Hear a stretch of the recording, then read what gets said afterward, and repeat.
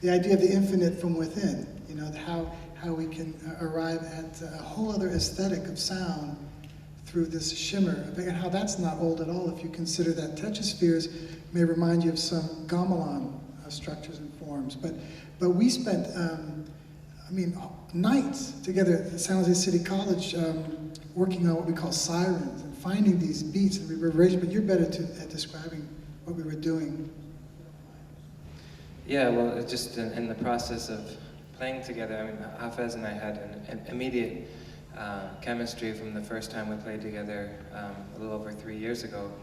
that we've been developing and cultivating ever since. But this concept of intoning was something that Hafez first mentioned to me the first time we sat down together, and the idea was to play two pitches,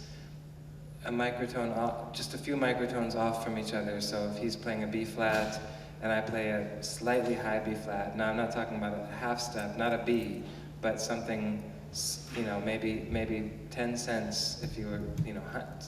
hundredths of a half step,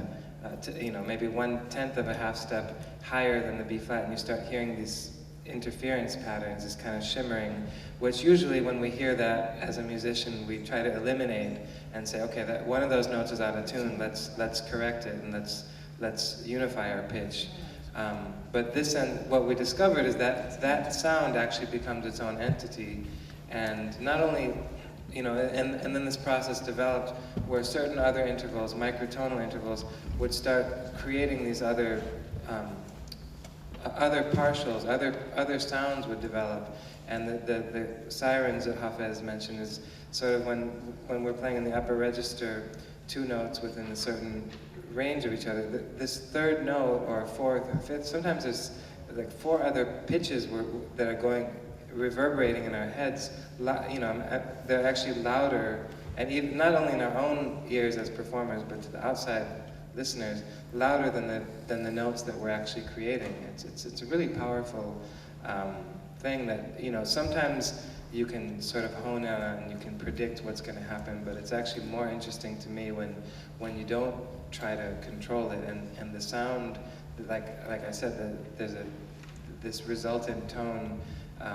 this world of resultant tones becomes its own entity that kind of guides what we play, and it's just really beautiful, and I hope that there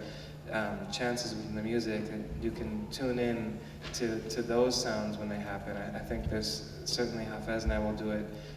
toward the end of the program, and hopefully it'll manifest. And it's also the kind of thing